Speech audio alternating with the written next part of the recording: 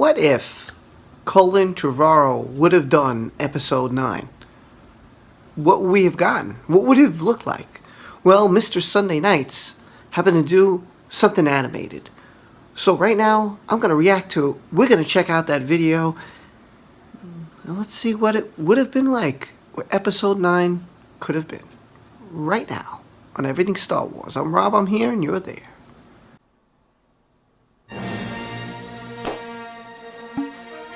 Right, so we open on Finn, Poe, BB-8 and Rose, who's actually in this version more than 76 seconds, infiltrating an Imperial shipyard in the hope of blowing it all up, but they're captured. Luckily, they're rescued by Rey in a Tusken Raider disguise with a sweet-as new lightsaber. They all steal a Star Destroyer and bail. Meanwhile, Kylo Ren is hiding out on Mustafar at Vader's castle. He's looking around for the ultimate power or whatever, and he's got stubble, which indicates both the passage of time and his unraveling sanity. It's like a short visual cue for both of those things. He's also haunted by the ghost of Luke Skywalker, who's all, "Hey, I'm a ghost and I'm here to tell you to be nice." But Kylo's all, "I'm not nice, I'm all about this Sith holocron I found." He then activates it and an old recording for Vader plays of the Emperor, who's still very much dead, by the way, because, why wouldn't he be? Anyway, he's saying, "Look, Darth Vader, if Luke cuts me in half, first of all, bad form on your behalf, you blew it. But if he does, take him to Tor Valum, who was my Sith teacher. You're gonna love him, he's great." Then the holocron explodes in Kylo Ren's face because he's not Darth Vader, and it scars him pretty badly for real, and he's forced to repair his face with like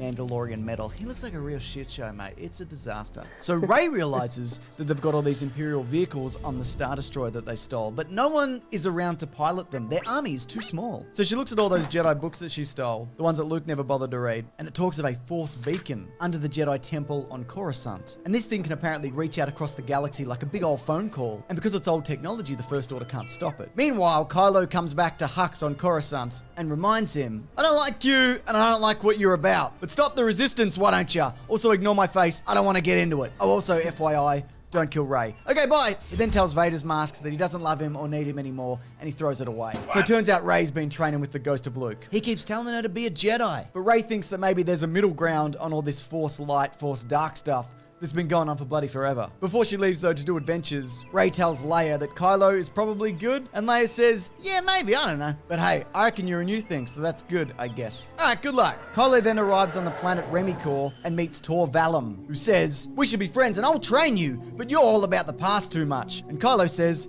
"I'm not about the past at all. Kill the past, that's the thing that I always say. I'm about that big time." Tor is skeptical. That seems unlikely, but let's get started. I'm going to teach you how to drain the Force out of something. Try it on that weird creature over there. Kylo does and it works, and he's super pumped about it. He's unlocked a new ability in his Force skill tree. Now go into that spooky cave that's similar to that one in the movie Empire Strikes Back, Tor says. Kylo goes in and is surprised to see Vader. He loses a fight to him and he's very unhappy. He's got a big grumpy face, look at that. So as retaliation, he sucks the life out of Tor Valum, killing this guy. He's dead now. While the Resistance has managed to activate the beacon under Coruscant, and it reaches out to the gamut of Star Wars characters. Broom Kid hears it. We get a sneaky Bosk cameo. Thumbs up to you too, Bosk. It's good to see ya. Rey, Chewie, and Poe, though, they're on the planet Bonadan. That's a different planet, and they're confronted by the Knights of Ren. They all look the same here because Rey's about to kill them all, and who cares? There we go. She then mind tricks Poe into leaving so she can go on a mission alone. But he likes Rey and wants to kiss, but she's like, "There's no time for kisses." But they do kiss, and then Poe leaves because of mind tricks. Rey and Kylo arrive on Mortis. Same time, different places. Rey has a vision of her parents and demands to know, "What you been leaving me for?" And Kylo also has a vision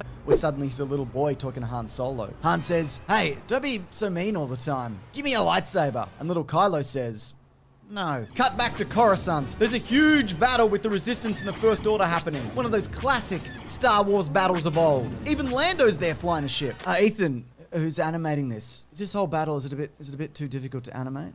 Oh, yeah, okay. You know what? Don't worry about it. Can you at least put Chewie flying an X-Wing? Because that's actually in the script. Can you put that in? Ah, that's terrific. Good stuff. Rey and Kylo confront each other on a mountain. Rey says, "I know you're the one that killed my parents in that rain flashback from The Force Awakens." And Kylo says, "Yeah, that was me. Snoke said that I have to do it. Let's have a big fight." They do, and Kylo manages to cut her right across the face and blinds her. He then enters the temple looking for the ancient power or whatever he's doing here. I can't remember. But there's nothing. Luke confronts him and says, good, mate. You're not a Skywalker. Which I think is intended as an insult, but I feel like that's a compliment to Kylo, is it? Anyways, that's when Rey enters, and she's got a bandage wrapped around her eyes. I'm the light and the dark, or whatever, she says. And then they have another fight, and she shatters his lightsaber hilt, cutting off a bunch of his fingers. In an act of desperation, he drains the energy from her, which ends up healing his face. He's bloody loving it. Meanwhile, Hux, he lost the Battle of Coruscant, and he kills himself on Mace Windu's lightsaber. Oh, there's like a side story in this about how he wants to use the Force, now he's collecting artifacts, but we don't have time for any of that, do we? Let's keep it brief. Cut back to Kylo and Rey. Leia reaches out to him with the Force, and he realizes that he should be good. So he gives Rey back all of her Force energy, and as he dies, he tells her name is Rey Solano. And Rey says, don't you mean Rey Palpatine? And he says, well, that seems a little fan servicey, don't you think? And Rey says, yeah, I guess you're right. She's then transported to an astral plane where she meets the likes of Obi-Wan and Yoda and Luke. They say, good job on all the balance that you did. Off you go back to the real world and probably start a Jedi school if you got time to do that. Anyways, everyone who's not dead meets up. R2-D2 plays the events of Star Wars for everybody because he recorded most of that. And then there's probably a big cheer from everybody. And Finn wonders for a second if he's Force sensitive, but it's a passing thought because he's not. And then everybody stands around awkwardly in silence whilst I tell the people watching this to subscribe and like the video. And also, big thanks to Ethan for animating this. Please check out all these social medias, which I'm sure you will. I also have social medias. You can see those, look at those too. All right, that's Star Wars, am I right?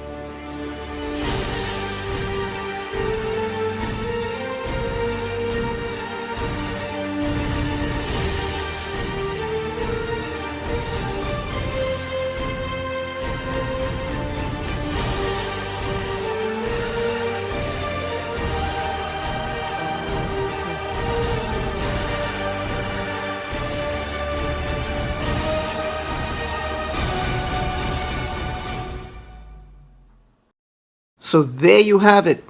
Some images, the artwork of Colin Trevorrow's Duel of Fates. This is from Mr. Sunday Movies. I'll put the link right there in the comment section below so you can check out the channel. I edited so you don't see everything, but that's the whole point because you might want to check out his channel and check out his video. What did I think of this? Well, a lot of similarities, right? We have Luke as a Force ghost. We have him seeing his father, Han Solo, and in the end, he turns to the light because of his mother. We kind of get the same thing here, except Luke doesn't haunt him. Luke goes to talk with Rey. I like that from The Rise of Skywalker. I like that she went back to Ahch-To, and then he rose the X-Wing. Now, some things I didn't like. It seemed like Rey got everything that Luke had, right? The X-Wing. She got the Millennium Falcon. She got, which I don't know why she got it, because I would think that Lando got it. Now, the original story, the rumor was that Lando wasn't going to join, but he joined because Chewie and them promised him he could have the Falcon again, and Chewie would be his co-pilot. And I thought originally that's how it was going to go. And plus, it says Batuu is the final resting place of the Falcon. So I also thought that maybe that's where Lando, place for smugglers and bounty hunters and whatever, kind of like Tatooine. And I thought maybe that's where they would go. But we didn't get that. Interesting. I mean, we would have got a great lightsaber duel. We would have got an epic space battle. We didn't get an epic space battle in The Rise of Skywalker. Very disappointing. We got a pretty good, I would say, lightsaber duel. It wasn't the best one I've ever seen, but it was good. It wasn't horrible. In both movies, It shows that Rey isn't all powerful, that she has flaws. Just too bad this wasn't shown earlier. That goes to show you that they did listen in that perspective. I don't know if anybody dies besides Kylo. And his mom, I guess, because she's a Force ghost too. And Luke, we know, died. Han, we know, died. So. But I don't remember them saying how Leia died. It was more explained in The Rise of Skywalker. The plot hole would be that Kylo was the one who killed her parents because he would have been training with Luke at the time. So that kind of a little off for me. So he searches for this ultimate power. He kills Palpatine's master. That kind of would have bothered me too. Like, you just walk in, learn a Force power. Like, who are you? Well, I'm just Kylo Ren. I'm just here to learn a power, and then I kill you with it. Like, wouldn't you be kind of wary? Why is this guy here? And how do I, it's supposed to be this powerful master. You shouldn't die that easy, right? That would have bothered me also. I don't know how to feel about it. It's kind of simplistic. It's like he doesn't really hunt for Rey. He's not really hunting for the Resistance in this one. He's just more runs into Rey, And, then the Resistance go and attack the First Order, on Coruscant. It's like they're not hunting for the Resistance. And the Resistance, if there was so few people, why would they launch an all-out attack and risk the entire Resistance to attack just Coruscant if the First Order is so grand? So there's things about both movies that would have bothered me. I think I got more explanations from The Rise of Skywalker than the Duels of Fate, but there's still questions, and it's going to take a novelization of comic books to answer those. So I got to spend more money in order to get the answers I want.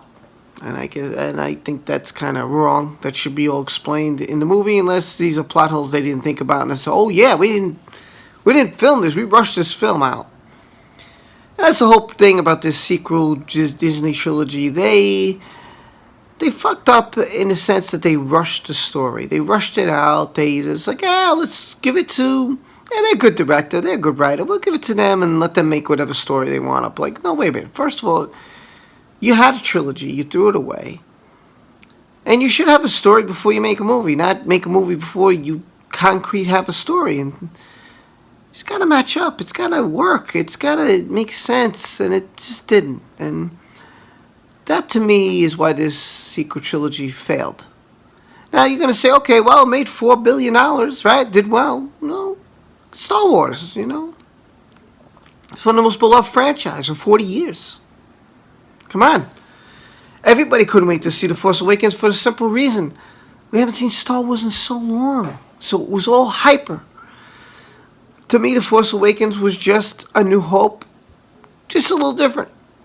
That's what it was. I didn't like The Last Jedi at all. And even though I like The Rise of Skywalker the most of the three, it's really not saying too much. Overall, I'm not thrilled with any of the three movies. And I don't know if this would have thrilled me either. So I'm kind of on the fence. I mean, I guess I would have to see it for myself. I think the Darth Vader versus Kylo Ren, bringing back The Empire Strikes Back would have been nice. The epic space battle would have been nice. And a lightsaber duel would have been great too. Those things I would have gave that more to Colin Trevorrow. But it is what it is. We got what we got. Hey, what can I say? You let me know in the comment section what you think. Did you like Colin Trevorrow's version better, The Duel of Fates, or would you have preferred what we got in The Rise of Skywalker?